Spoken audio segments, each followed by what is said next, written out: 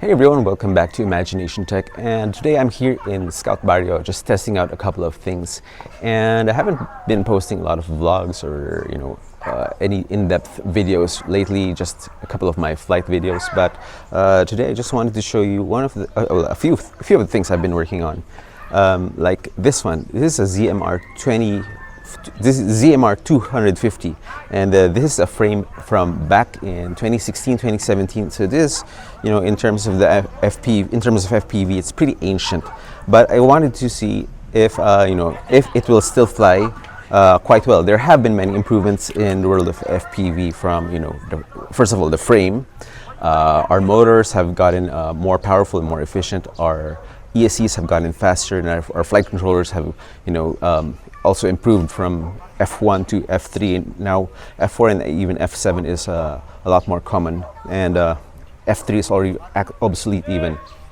So Thomas, my wife's friend, sent me this ZMR 250 as well as these Emax 1806 2280 kV motors, and even some some SimonK ESCs, which I was not able to use anymore because they are pretty much trash by today. So, but I have pretty modern electronic components in here. I have also old ESCs, one-shot ESC, but they're still better than SimonK's. This probably will perform better if I had some D-shot capable ESCs, but yeah. So this thing has a pretty modern F4 flight controller. It has a, I think this is a Diatone Mamba F405 Mark II. It has a modern VTX with smart audio, pretty standard XM plus receiver, but you can put crossfire on this because it has a modern flight controller. So pretty much this thing is running on latest hardware, latest firmware. It's on Betaflight 4.2.9, and surprisingly, even though there have been many improvements in the frame, in the motors and everything, just by putting on a modern flight controller with modern firmware, that modern firmware with all of its modern filter settings and everything can still make this thing fly really, really well. It flies quite smooth, maybe a little bit, still a little bit of the wobbles can be fixed, can be adjusted, but otherwise this thing flies stably. Did experience a couple of desyncs, and when I was doing some pretty crazy maneuvers. Actually, not even pretty crazy maneuvers. I did a roll, and it did a death roll. But yeah, otherwise I was able to do some power loops, some rolls, some lookbacks. So even in an inverted yaw spin, so it's pretty much still capable. Although the performance would probably be more geared toward the more the newbie or the beginner flyers than the intermediate flyers. So yeah, this surprisingly still flies quite good. Just put the right propellers there.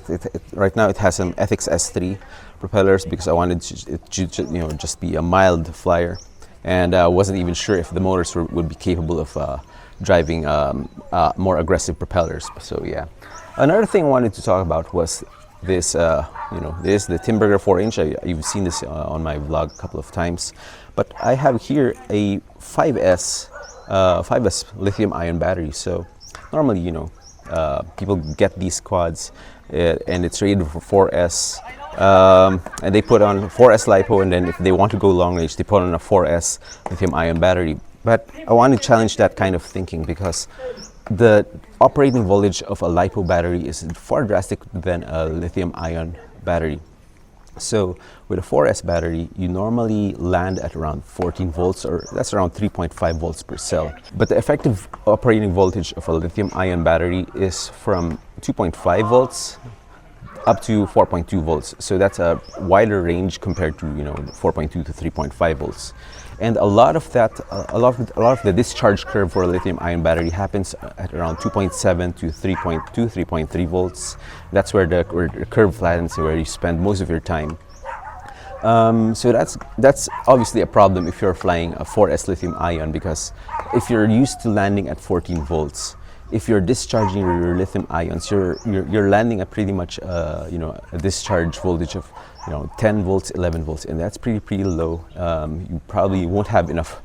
You probably have very, very little power to spare.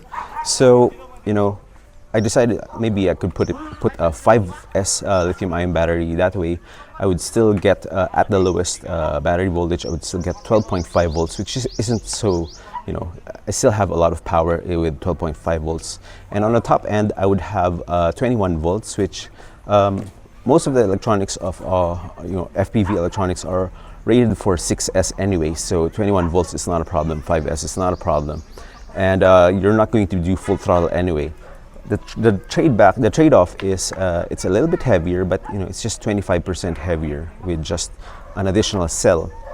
So this thing, it was hovering at around 40% throttle, which isn't bad. I mean, you're probably going to do 35% anyway with a 4S lithium ion. We're not talking about flight times because obviously it's going to be a little bit shorter than if you're using a 4S. But again, this is about how much power you have at the end of the battery when you have either 12.5 volts with this 5S compared to just 10 volts with a 4S battery. And if you've experienced battery sag with a 4S battery, you'll know that 10 volts is barely flyable. And if you have long-range props with bi-blades with a pretty mild pitch, you're not going to have enough thrust. You're probably going to be flying at almost 100% throttle just to bring your quad back. So yeah, those are the trade-offs, and I think for me that's an acceptable trade-off to have more weight and a slightly less flight time. I mean, I'm still getting 15 minutes. I haven't done a full flight time test with this battery, but I'll probably just put up subtitle here if I ever get to do that. But yeah, I'm those are trade-offs. Sacrificing a little bit more, or a little bit of flight time and a little bit of weight, so that I can have a lot more power at the bottom end of the battery. So what if I have a 6S 5-inch quad or 6-inch quad or a 7-inch quad?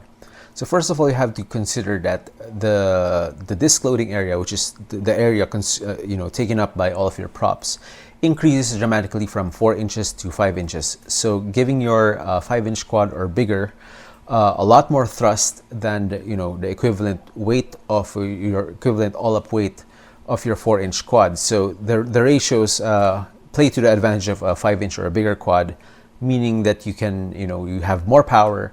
It can lift a lot more as compared to a 4-inch quad or something smaller. So your 5-inch, 6-inch, 7-inch is going to be able to carry a lot more and have more power even at the lower end of the voltage range. So having I've flown a 5-inch with 2150 kV motors down to around 16 volts, I think even less than 16 volts, and I still had a lot of power to bring that quad back home, and I still had confidence that that I could bring that quad home. However, you might notice that 2150 kV is a little bit high for a 6S motor. It's actually a 5S motor, so more typically you'd be seeing 1900 kV down to 1750 kV motors.